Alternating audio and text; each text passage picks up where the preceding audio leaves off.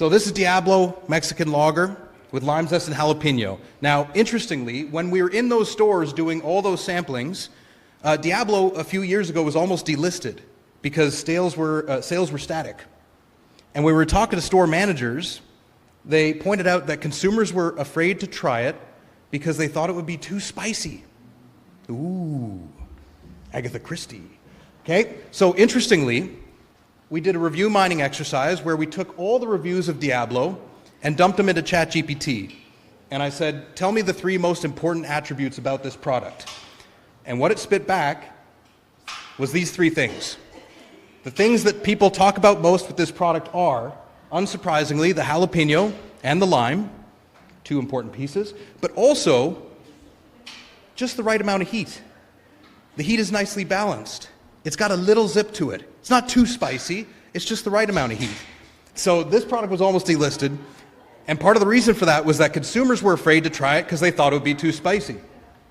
But on the other hand, the reviews were saying it's just the right amount of heat. So how did we bridge that gap? Anyone ever tried Halo Top? If there's anyone who works on a farm in the room, I'm not going to insult you by calling it ice cream. This is a frozen dairy product that was originally released in the market as a protein supplement for weightlifters. Basically a treat they could have at the end of the day. So front and center on the packaging were the most important attributes and macronutrients for a weightlifter, which would be protein, carbohydrates, calories. But interestingly, when they put the product in the market, it wasn't weightlifters who were buying it. It was people looking to lose weight. And what do people who are looking to lose weight care about? Calories. Right?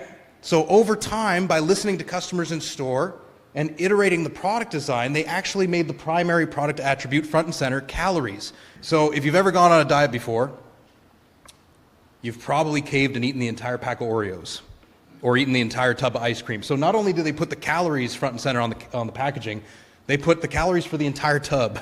280 if you cave and eat the whole thing. And this was an enormously successful iterative excellence exercise for this company. In just 2 years, along with a healthy PR push, they toppled their competition in market share, just dominated.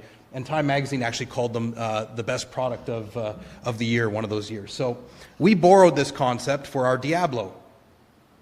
This was the original artwork, okay? And it's no wonder that consumers thought it would be too spicy. Look at that thing!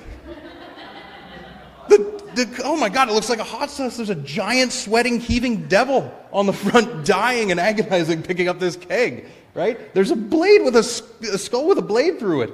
And not to mention, consumers couldn't pronounce it. Nova Scotia doesn't exactly have the strongest Spanish heritage. So El Espinazo del Diablo, they weren't calling it that. They were saying, can I get an Espinito? Can I get an ESPN? Can I get an Estrogenenza? So they couldn't say the word properly. And also, remember the lime and jalapeno, the 2 most important things in the reviews? Nowhere on there, right? So over time, we iterated the packaging design, made the colors a little cooler, changed it to Diablo, which is what they were calling it anyway, put the lime and jalapeno on the front of the can, and it doesn't suddenly look so explosively hot. And we changed the messaging, and with the right sales push, this went from a product that was almost delisted with static sales to our #1 seller today for 4 years straight.